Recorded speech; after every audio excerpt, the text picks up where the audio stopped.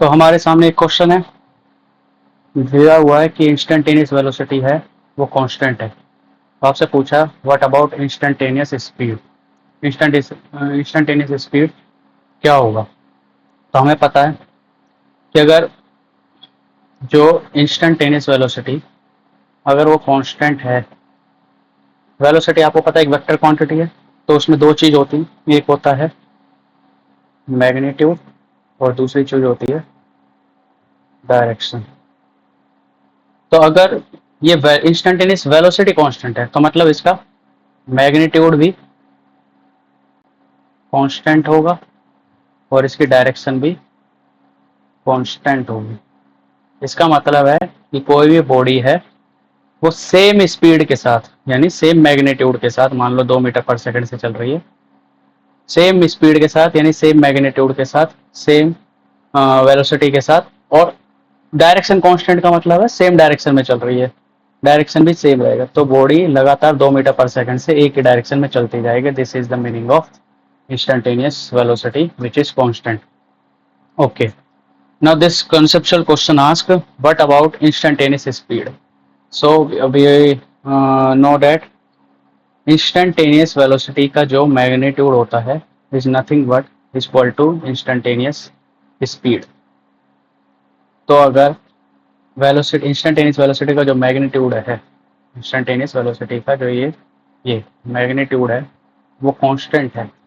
अगर instantaneous velocity का magnitude constant है तो इंस्टेंटेनियस स्पीड भी क्या हो जाएगी, कांस्टेंट हो जाएगी। यानी हर इंस्टेंट पर बॉडी की जो स्पीड है वो सेम रहेगी। ये बॉडी की स्पीड 2 मीटर पर सेकंड ही रहेगी, तो इंस्टेंटेनियस स्पीड क्या है, कांस्टेंट है।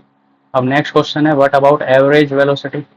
एवरेज वेलोसिटी क्या होता है? एवरेज वेलोसिटी होता है कि बॉडी अगर अलग अलग स्पीड से चल रही है, पहले 2 से चल रही है, फिर थोड़ी देर बाद 1 से चलने लगी, फिर थोड़ी देर बाद 3 से चलने लगी, तो हम क्या करते हैं, उन सबका एवरेज लेते हैं, 2+1+3 डिवाइड बाय, मान लो पहले 1 सेकंड के लिए 2 से चली, फिर अगले 2 सेकंड्स के लिए 1 से चली, फिर अगले 4 सेकंड्स के लिए मान लो 3 मीटर पर सेकंड से, तो उन सबका एवरेज लेते हैं।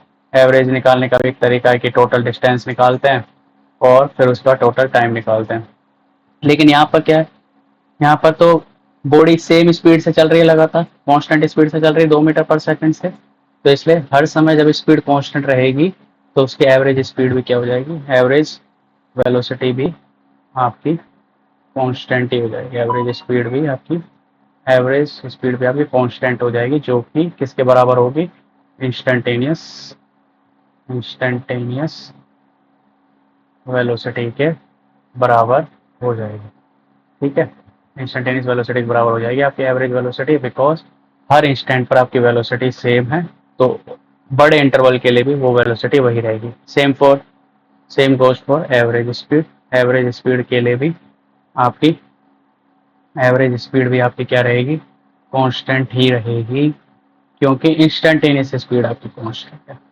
ओके, ये आपका एक कंसेप्चुअल क्वेश्चन था, इसमें आपको पता होना चाहिए अगर इंस्टेंटेनियस वेलोसिटी कांस्टेंट है तो उसका मैग्नीट्यूड कांस्टेंट, डायरेक्शन कांस्टेंट, यानी बॉडी सेम स्पीड के साथ एक ही डायरेक्शन में चलती जा रही है, तो उसकी इंस्टेंटेनियस स्पीड भी कांस्टेंट रहेगी, सेम रहेगी, एवरेज वेलोसिटी भी वही रहेगी, इंस्टेंटेनियस वेलोसिटी के बराबर ही रहेगी, एवरेज वेलोसिटी भी इंस्टेंटेनियस वेलोसिटी के बराबर रहेगी, और एवरेज स्पीड आपकी इंस्टेंटेनियस स्पीड के बराबर रहेगी। ओके, तो ये इस तरीके से होगा। Thank you.